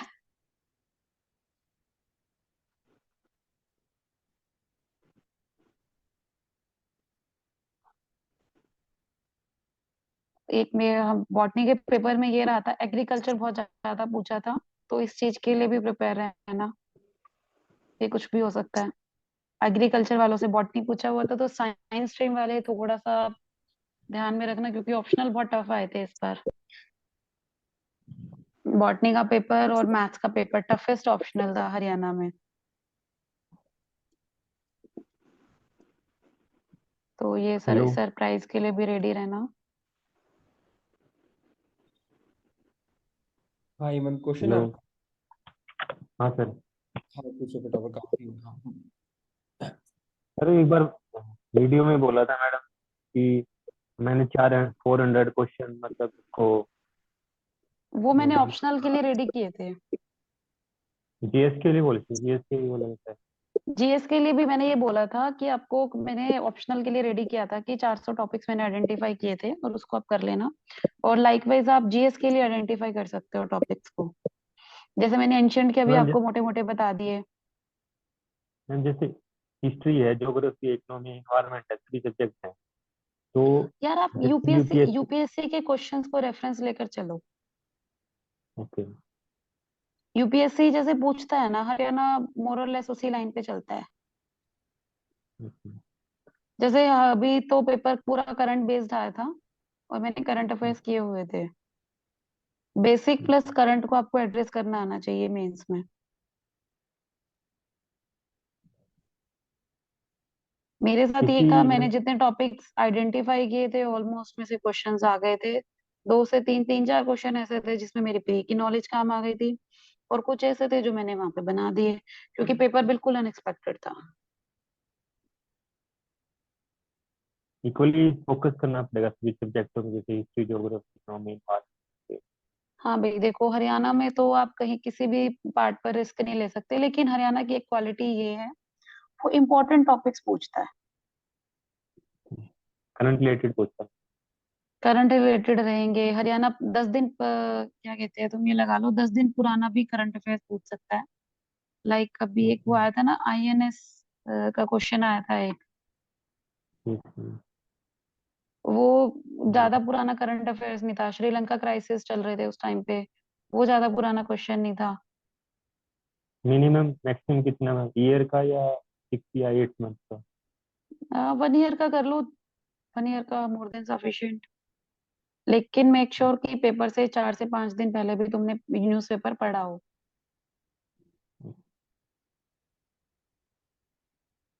और मैम जो क्वेश्चन होते हैं वर्ड लिमिट होती है उसी में लिखना होता है या उससे ज्यादा भी? यार देखो, मैंने अभी पहले भी बताया यही बात, थोड़ा लूज लूज लिखो, ऐसा ना हो कि वर्ड लिमिट्स के चक्कर में तुम्हारी शीट्स इतनी खाली रह जाए कि पेपर बिल्कुल खाली खाली लगे। आपको दोनों चीज को मेंटेन करना है, आपको टाइम का भी, 3 चीज मेंटेन करनी है आपको, टाइम भी, वर्ड लिमिट भी और शीट्स भी। अब जैसे हरियाणा का अगर आपने GS का पेपर अच्छे से देखा हो ना, 6 मार्कर क्वेश्चन में इतना पूछा हुआ है कि हम उसको 10 पन्ने लिख दें, लेकिन 14 में ऐसा पूछा हुआ है कि उसमें हमें यही नहीं समझ में आ रहा था कि हम क्या लिखें, कि 2 पेजेस से ज्यादा भी ना लिखा जाए। ये स्किल होती है, वो ही आपको सीखनी पड़ेगी। आपके पास जो कंटेंट है, जो आपका क्वेश्चन का पार्ट है, उसको एड्रेस करो विद इन प्रिस्क्राइब लिमिट। जैसे 300 वर्ड्स पूछे, 350 हो जाए, कोई इशू नहीं है। मतलब यूपीएससी ओपनली में खुले थोड़ा खुले। सा, यूपीएससी में इशू हो जाता है, हरियाणा में इतना कंसीडर नहीं होता। मैम ऐसे में कितने पेजेस, मतलब कितने पैराग्राफ वाइज बता दो, या तो पेजेस तो नहीं बट पैराग्राफ वाइज। यार ऐसे में ये लगा लो, पैराग्राफ तो नहीं, मैंने तो पेजेस के हिसाब से किया था कि 4 to 5 पेजेस मुझे करने हैं। ओके, क्योंकि यूपीएससी में तो बहुत सारा लिखना होता है ना। और यूपीएससी और हरियाणा में काफी चीजों का फर्क है। देखो सिलेबस बेशक सेम हो, लेकिन क्वेश्चन को डिमांड करना और वहाँ पे एड्रेस करना और वर्ड्स लिमिट पे स्टिक होना, ये चीजें बहुत डिफरेंट हो जाती है। हम्म, ठीक है मैम, क्योंकि इसमें 300 वर्ड्स में ऐसे बोलते हैं ना लिखने के लिए। हाँ, वो जैसे 300 वर्ड्स है ना, तो 300 वर्ड्स के हिसाब से आपके 3 साढ़े 3 बनते हैं, 3.5। तो उसको 4.5 5 तक ले जाओ बस। ठीक है मैम। तो वही तो ओके। आपको सीखना है ना, कि आपको इतनी कम वर्ड्स में एक ब्यूटीफुल ऐसे लिखना है कि उसमें आपकी हर चीज हो। हाँ जी। ये थोड़ा है ना, मैंने पूरी रामायण लिख दी, लेकिन एंड में रिजल्ट तो मैंने लिखा ही नहीं ना कि अ, असत्य पे सत्य की जीत हुई थी, ये तो मैं लिखना ही भूल गई उसमें। हाँ जी। हाँ जी। पाप पे धर्म की विजय हुई, ये तो मैंने लिखा ही नहीं ना उसमें, और मैंने सब कुछ लिख दिया, तो उसका तो कोई बेनिफिट नहीं होता ना। वर्ड्स इंपॉर्टेंट नहीं करते, मैं बार बार आपको कह रही हूँ। Quantity doesn't matter, quality is जो है मैटर करती है। क्वालिटी पर जाओ, क्वांटिटी पे मत जाओ। Any other 4 5 question? ऐसे, मैं 4 5 ऐसे पहले प्रिपेयर कर लें, मतलब हिंदी के या इंग्लिश हाँ यार देखो, इम्पोर्टेंट इम्पोर्टेंट एक काम करो, हरियाणा के जितने प्रीवियस ईयर हो रखे हैं ना, में। उसमें अब अगर आप देखोगे, जैसे वुमेन पर है, फार्मर्स पर है, और एक इंडिया से इकोनॉमी से रिलेटेड है, कुछ ऐसे रेडी कर लो, प्रीवियस ईयर के ना सारे ऐसे लिख डालो। ओके। और जो important important main main theme है ना, उनका एक ड्राफ्ट रेडी कर लो। ओके। उसमें से ऐसे बन जाता है आपका। जैसे मैंने वुमेन का लिखा था, मैंने वुमेन के अपने रेडी किए हुए थे, तो मैं वही लिख कर आई थी। मुझे पता था वुमेन पे कैसे आएगा ही आएगा। Thank you. और मैम जैसे आप 4 to 5 क्वेश्चन बोल रहे हैं कि आप डेली प्रैक्टिस करते थे, तो फिर वो आप सेल्फ इवेलुएट करते थे, क्योंकि टेस्ट सीरीज में तो आई थिंक वीकली कर सकते हैं हम। यार एक पेयर ग्रुप बन जाता है आपका, तो मैं अपने फ्रेंड्स वगैरह से, जो मेरे नॉन में काफी हैं जिनकी आंसर राइटिंग अच्छी है, तो उनमें से किसी ना किसी से इवेलुएट करवा लेती थी, सर के पास भी भेज देती थी, सर मैंने ये लिखा है, प्लीज इवेलुएशन कर दो। ओके, और ठीक है बाकी मैम। पता है, जब आपकी टेस्ट सीरीज से आपको फीडबैक मिलता है ना, उससे आपको पता लग जाता है कि आप कहाँ पे लैग कर रहे हो। हाँ जी। तो वहां से आप सेल्फ इवेलुएशन अपने आप ही आ जाती है, पता लग जाता है। जो एक क्वेश्चन लिखते हो ना, उसको ना 2-3 दिन बाद दोबारा पढ़ो। जब आप पढ़ोगे ना तो आपको लगेगा कि अरे यार ये क्या लिख दिया मैंने, इसमें तो मैं ये इम्प्रूवमेंट कर सकती थी। ठीक है मैम। पहले ना क्वेश्चन को ब्रेक करना सीखो, क्योंकि सबके साथ मैंने जो एक प्रॉब्लम देखी है ना, सबसे बड़ी प्रॉब्लम ये कंटेंट के पीछे भागते हो, क्वेश्चन ब्रेक करने के पीछे नहीं भागते। क्वेश्चन पूछ रहा है व्हाई और तुम लिख रहे हो व्हाट, तो इट डजंट मेक सेंस ना। हमें कंटेंट नहीं भरना क्वेश्चन में, पढ़ सबने रखा है लेकिन उसको एड्रेस कौन कर रहा है ये मैटर करता है। ठीक है ma'am. Any other? Thank you. Sir फिर एंड करें? ओके। हेलो। अभी नेक्स्ट क्लास भी होगी, ऐसा नहीं है आपकी एक ही क्लास है, तो आप हाँ मैं नेक्स्ट वीक भी मिलूंगी आपको, मैं हर हफ्ते आपका सर खाने आऊंगी। ये नहीं है कि सारा ही आपको आज ही पूछना है ना।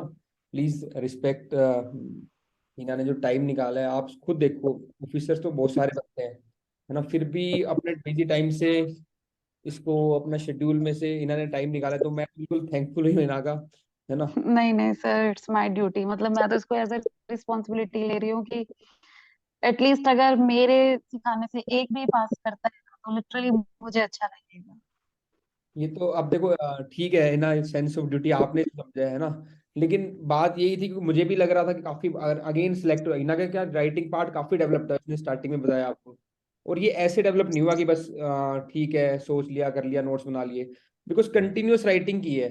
जो आपने देखा, मैं देख रहा हूँ पूरा वीडियो जब भी, तो डायग्राम्स इन्होंने बनाए, मान लो ये स्टार्टिंग उसी कॉपी में देखते थे हम, कीवर्ड्स इसने आइडेंटिफाई किए, क्वेश्चंस पढ़ के उसमें कीवर्ड मेन जो फोकस कर रहे हैं कि बच्चे क्वेश्चन नहीं समझते, क्वेश्चन को ब्रेक करना, ठीक है, पॉजिटिव कंक्लूजन लिखना, हिस्ट्री के अंदर उसकी फैक्चुअल बातें लिखना, मतलब एक डिमांड समझना कि पॉलिटी में कमेटी लिखना है, इकोनॉमी में अपना डेटा लिखना है, हिस्ट्री में उसकी टर्म्स लिखनी है, ये सब चीजें ऐसे नहीं आती है। ये कंटिन्यूअस जब एफर्ट होता है, लगातार एक पढ़ाई होती है, एक लगातार आंसर राइटिंग होती है, तो माइंड उसी तरीके से ब्रेन करता है।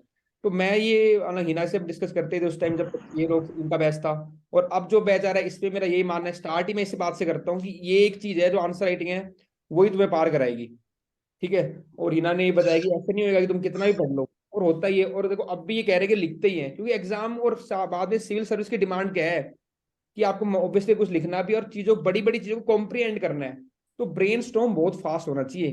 तो ये कॉम्प्रीहेंशन वाला पार्ट ये प्री में भी टेस्ट करते हैं और मेंस में भी आपका, कि आप समझ रहे हो नहीं समझ रहे हो, उसकी डिमांड क्या है, और उसको ब्रीफली लिख पा रहे नहीं पा रहे।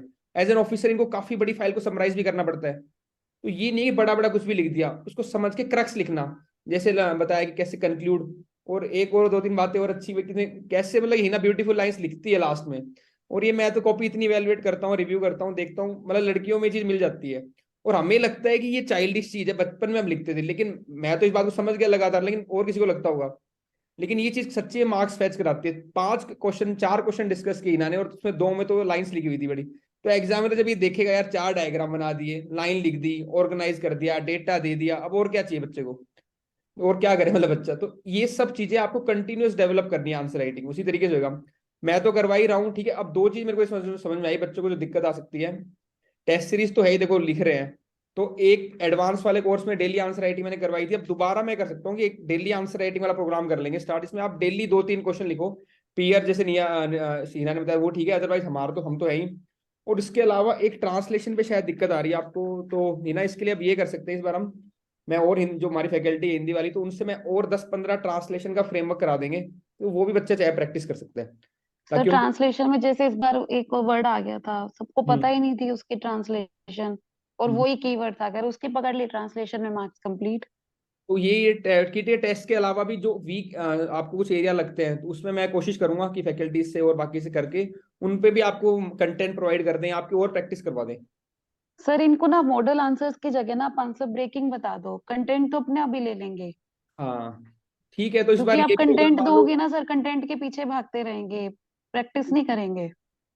ठीक है, तो इसको जो भी मान लो वैसे भी अदरवाइज भी, और जो टेस्ट सीरीज में वो बच्चे भी आप मतलब आप अपनी कॉपी जब इवेलुएट होके आती है उससे पहले या बाकी, तो हम इस पे भी काम कर सकते हैं कि आपको क्वेश्चन समझ क्यों नहीं आ रहा, उसमें क्या मेन कीवर्ड्स थे, है ना, उस पर हम काम करेंगे इस बार, कि आप इसको इस पे फोकस करना था।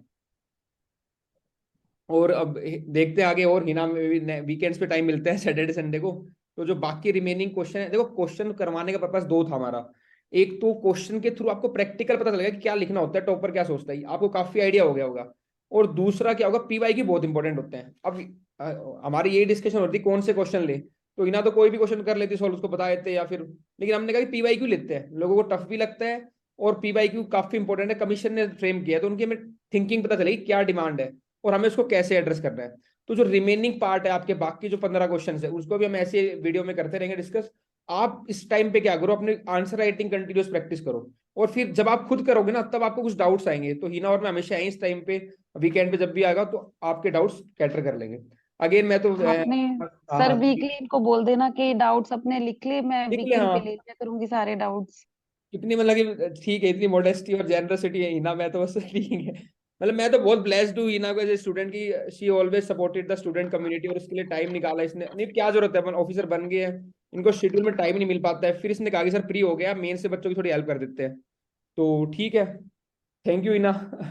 Okay, thank you sir. Okay, thank you thank you ma'am, everyone. Thank you so much. Thank you, thank you. Thanks a lot. Thank you ma'am. इस बार रिजल्ट आया, आप में से एक ऑफिसर बने, फिर वो स्टूडेंट्स को हेल्प करे, ये एक चेन मैं चाहता हूँ चलती रहे, है ना। और मेरी तरफ से जो भी हेल्प होगी, आप नंबर है ही आपके पास, मेरे को बता सकते हो ना, जो भी आपको लगता है सर ये वीक एरिया है। देखो मेरे पास भी एक लिमिटेड टाइम होता है ना, स्टूडेंट्स काफी होते हैं, तो जहां तक होएगा मैं आपकी हेल्प करूंगा ही। फिर भी अगर आप मेरे को बताओगे तो मैं और फैकल्टी से टीम से उसके कोई ना कोई सोल्यूशन निकालूंगा।